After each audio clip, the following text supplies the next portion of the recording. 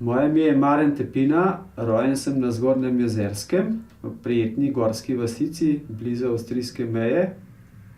Ko sem bil kot otrok, smo igrali basket na makadamu, dva primitivna koša.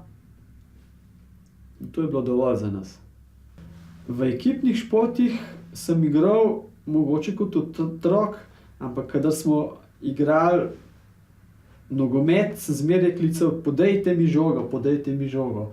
In če nisem dobil žoge, mi ni bilo to prav. Samotarski oziroma individualni športi so mi predvsem bolj všeč, ker ni treba nikogar čakati ali prositi in se samo rečeš: "Grem." Moj običajen dan poteka tako, da zjutraj vstanem, razmišljam, kako bom šel. Ali na kolo, ali na smuči, ali na gorsko kolo, ali na morski kajak. Grem v klet, si rečem: "Danes bom pa to počel." Nabašem stvari in grem. In to mi pomeni veliko. Potem je pa dirka. Pridem domov, treba skuhati kosilo, pojesti, se stuširati pa iti v službo. Ja, Jezersko je pač hribovska vasica. Za tiste čase je bilo kar dosti snega in več ali manj je bilo protežirano alpsko smučanje. Za turno smučanje pa niti ne, ni bil noben toliko navdušen. Sem pa videl potem v neki nemški reviji neko čudno smučarsko opremo, kjer se je videlo, da je možno peto dvigovati na samih vezeh, in to se mi je zdelo zelo zanimivo. Sem rekel: "S tem se pa da tudi hoditi."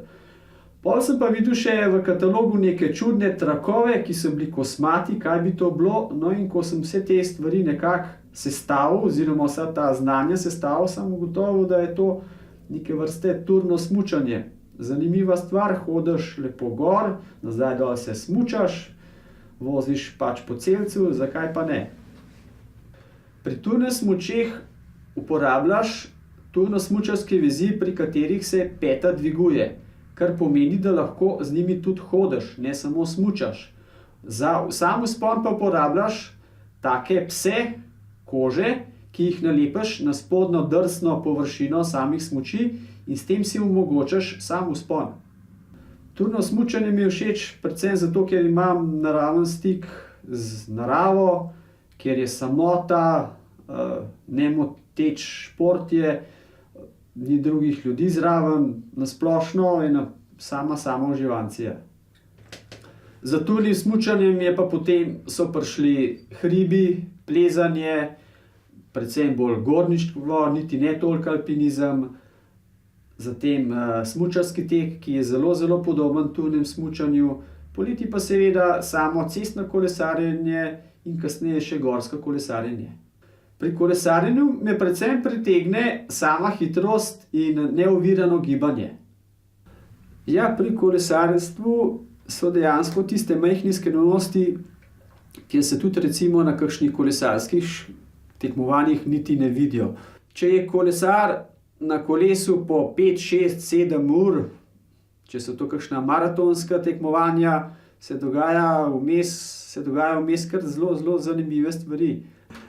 Če si dolgo časa na kolesu, moraš seveda opraviti razne fiziološke potrebe, to se pa da opraviti tudi na kolesu, če si zelo spreten. To pomeni, da lahko uriniraš ali da lahko opravljaš veliko potrebo, ampak take nekultivizirane stvari se ponavadi ne snemajo.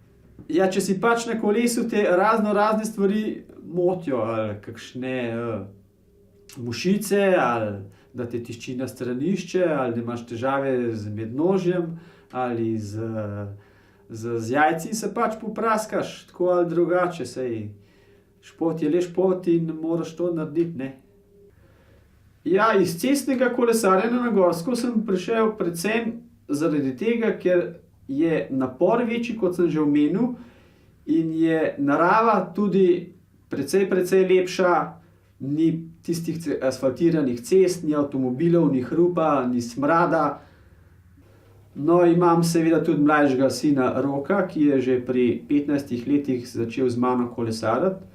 tako bolj rekreativno. Šele kasneje sva ugotovila, da v Domžalah obstaja klub Energija, kjer sva se vpisala in sva oba začela aktivno se udeleževati samih gorsko-kolesarskih tekem.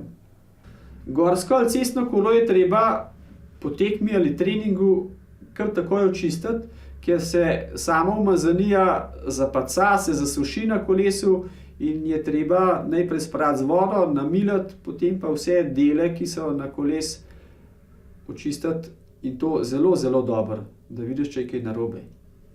Na gorskem kolesu pa večkrat pade veriga dol zaradi ali napačnega prestavljanja same verižnice, ali pa seveda zato, ker se na kolesu vse skupaj trese in če se trese, je velika verjetnost, da pade veriga dol. Športnega vzornika pravzaprav nimam, če bi pa tako samovšečno, bi pa rekel, da sem sam sebi vzornik. Marjan, dober si. Slovenski ekstremni športniki, moram reči, so zelo dobri športniki. Ampak, da pa postaneš ekstremen športnik, pa pomeni, da se igraš s svojim življenjem, ne s svojim športnim uspehom. Jaz tekom sem se začel ukvarjati že kot najstnik. Za tiste čase to niti ni bilo toliko moderno, ampak zanimivo se mi je zdelo, da tečeš, samega sebe spodbujaš, nabiraš si kondicijo, postajaš pravzaprav pravi športnik. Pri teku me najbolj privlači samo gibanje, svoboda gibanja, to je najbolj pomembna stvar. Same mišice, hitrost, to ni toliko pomembno, da je v tem uživaš. Ja, vsi tekači imamo na tekmah tremo in če se ta trema dogaja med samim tekom, pomeni, da je treba iti nekam na stranišče in to hitro odpraviti, je treba skočiti v grmovje, se olajšati, nazaj na stezo in teči, ne da bi se te zadnjo obrisal. Ko pridem s teka, sem zmatran kot turška fana. Usedem se na stol, zaženem dol tiste copate, umazane smrdeče nogavice, pogledam trebuh pa si mislim, no, še malo smo ga zmanjšali. V vsakem športu je prisotna bolečina. A je to fizična bolečina, ki jo moraš premagati, ali fizična bolečina, ampak fizična bolečina je precej bolj neko vztrajanje, da boš dosegel nek cilj, se pravi dobra psihična pripravljenost. Ja, v tej bolečini uživam, ne vem, izgleda to malo pogojen samih značajem. Po naravi sem zelo trmast in koleričen. Mogoče to vpliva na to. Če si športnik, pomeni, da se morajo tudi drugi tebi malo prilagajati. Zdaj, tisti, ki ima šport rad, je za nekoga je to dosti lažje, tisti, ki ga pa sovraž oziroma mu ni toliko priljubljen, pa malo težji. In moraš v svojem športnem življenju vedno delati neke kompromise. Ja, če v življenju doživiš razne bolezni, še sam podzavestno ne veš, da ti ravno te športne aktivnosti, ki so ti dale veliko neke samozavesti, nekega boja, pomagajo, da premagaš neko bolezen.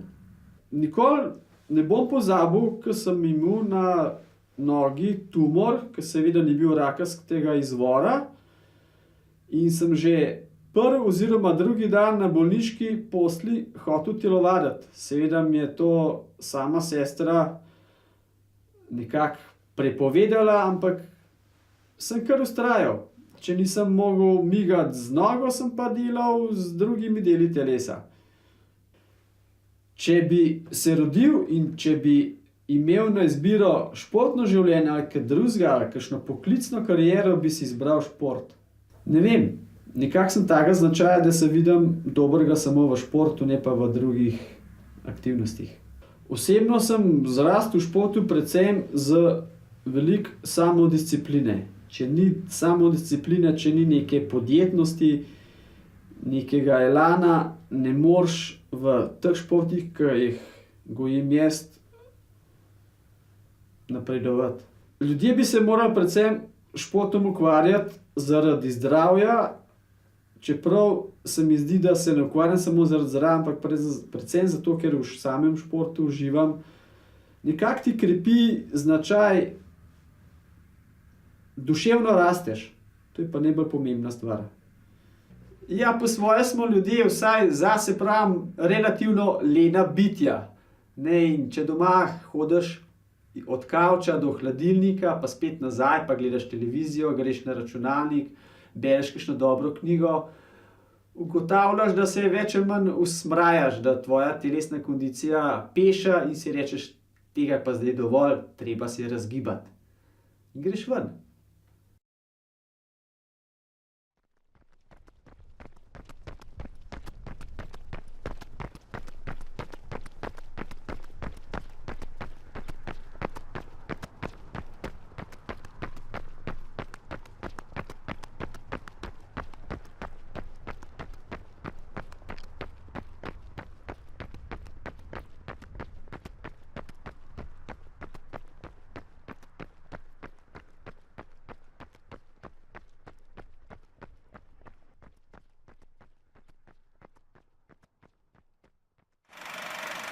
Medtem ko v oddaji Mediafil še predvajamo dokumentarne filme z lanskega Filmfesta, festivala študentskega filma, v mariborskem kinu Udarnik že poteka novi festival. Festival 2013, iz kolikih držav so prišli filmi letos? Tako, letos smo bili zelo veseli vseh filmov iz 18 držav, vse skupaj 95 filmov. Tako da strokovna žirija mislim, da je imela zanimivo in veselo delo, ko je vse to pregledovala, raznolike vsebine, tako da. Res velik odziv, glede na to, da gre za drugi festival po vrsti. Katere kategorije so?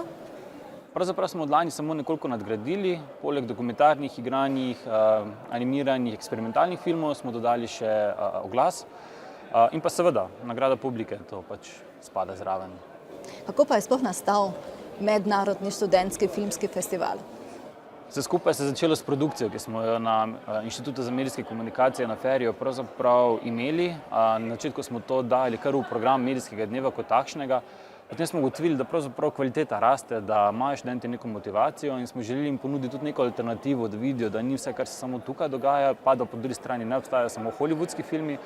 In nastala je neka ideja, zakaj ne bi probali s festivalom. Lani smo poskusili, odziv je bil fantastičen in tudi letošnji odziv pri sami prijavi in potem na samem dogodku kaže na to, da smo zbrali kar pravo smer.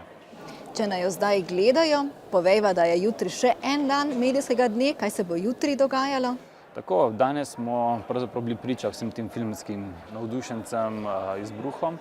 Jutri pa izobraževalni vrtiljak, kjer bomo spoznavali avtorske pravice, kako mediji vplivajo na družbo, na širšo okolico, potem kakšni so pristopi k postprodukciji, kako analiziramo filme, kako se pravzaprav z novinarstvom ukvarjamo, potem kakšni so alternativni pristopi k oglaševanju, tam, kjer so mogoče neke zakonske omejitve, pa se oglaševalci ne morejo znajti na klasičen način, kako oni vseeno pridejo do publike in take stvari, tako da mislim, da bo to res neverjetna izkušnja za vsakega obiskovalca.